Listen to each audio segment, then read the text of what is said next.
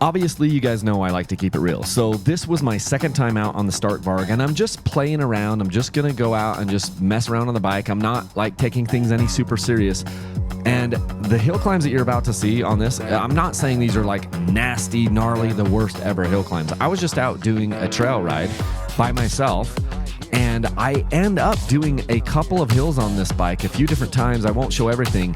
And I was like, oh my goodness, this is probably the best hill climbing bike I've ever had.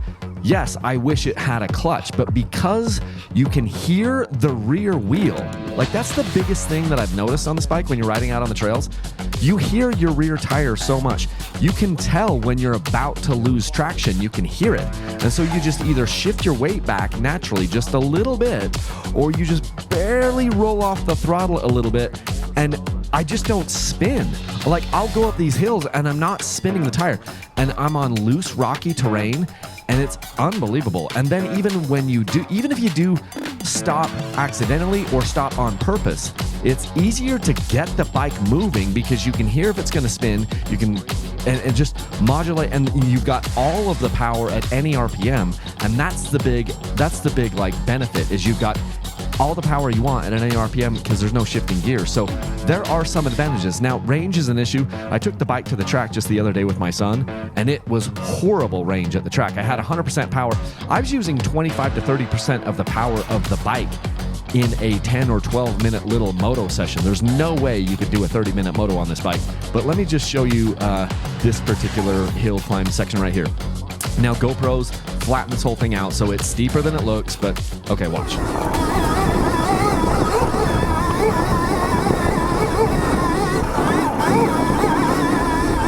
Wow.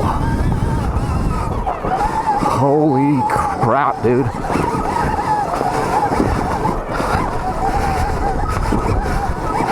Man, that just ate that thing up. It seems like it's not even a challenge at all. And I'm, again, just running at 45 horsepower, but that felt like I was at least a 252 stroke going up that hill, if not more. That was pretty dang cool. And I felt like I climbed it with ease. It's hard to describe what I mean, but like sometimes I feel like if the bike is straining, you're straining. You know what I'm talking about? I wasn't straining. Okay, come up this little canyon here. I think there's some hill climbs a little bit back in here. Yeah, let's see what happens on this.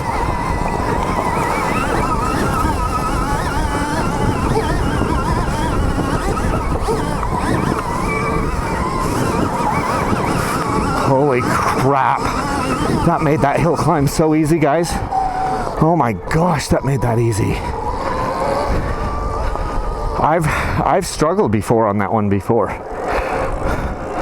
Because like, if you have to shift, not that it's like, this isn't like a insanely difficult hill, but like where you are at the bottom, it's hard to like get the right amount of speed, and I dug up this in the trench, and the bike just went up it. Traction was really good.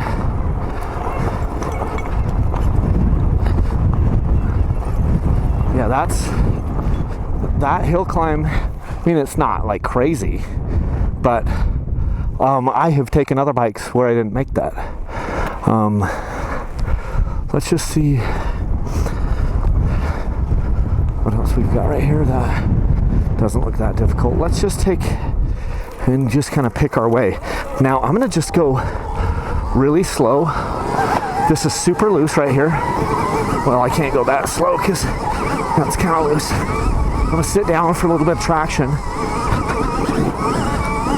Oh my gosh, that makes that so easy.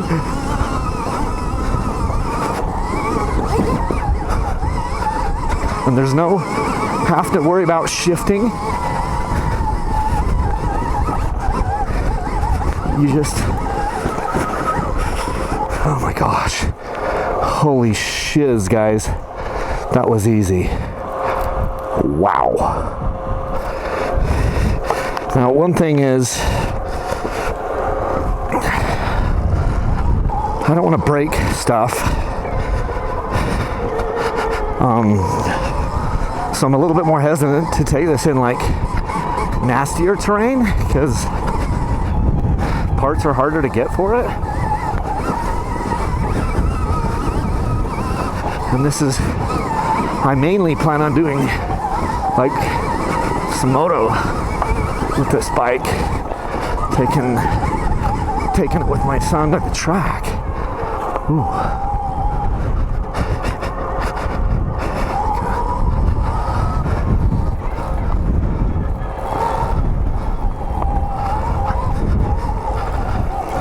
How's it going? Didn't mean to scare you, sorry.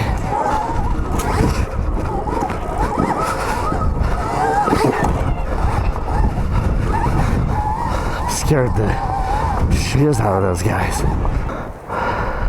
But that's a hill that is fun to do on a two-stroke.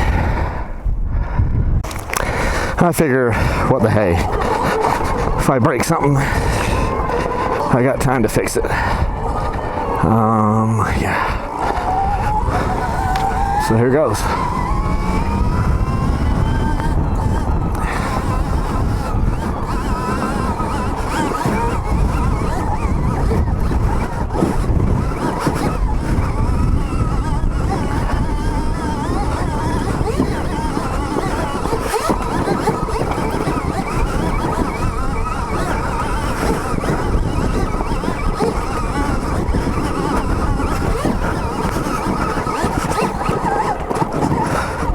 Now, okay, so pretty much at the nastiest, steepest part of this thing, and again, I get it, it doesn't look steep, but I stopped right here just to see if I could start going again on this loose terrain.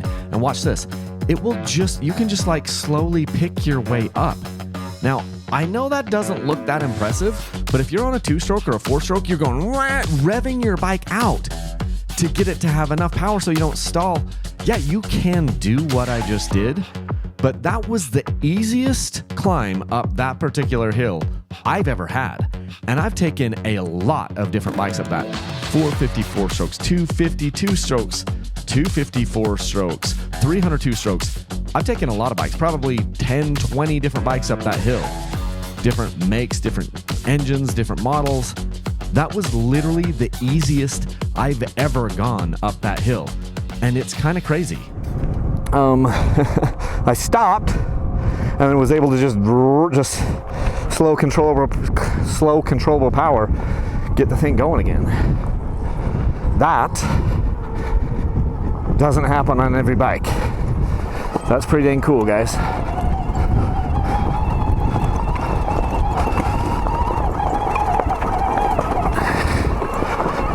And if you're wondering, yes, this one also is freaking steep on this backside too.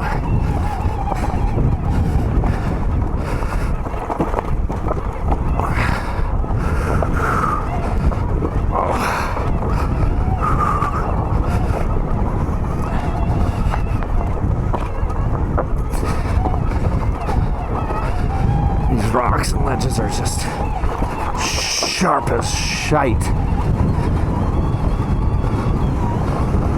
So sharp, all of them. Good times, man.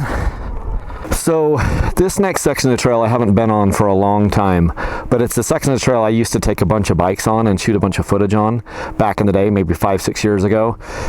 302 strokes, 252 strokes, 354 strokes, 450s, 250s, all of it. I want to take the Stark up this trail and just kind of see. It's not a hard trail, it's just like you got some things, but I'm at 45 horsepower. That's where it felt really good. And I just want to see what happens. First, oh my goodness. Holy shiz, this bike is fast. Oh my gosh. That is fun.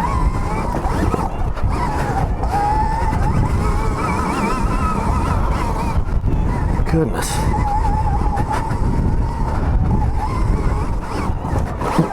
Wish I had.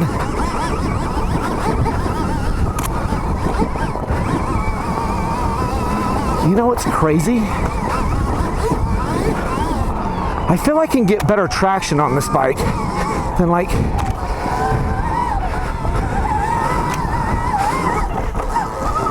most bikes. I don't break traction because I can hear it if I'm gonna break it.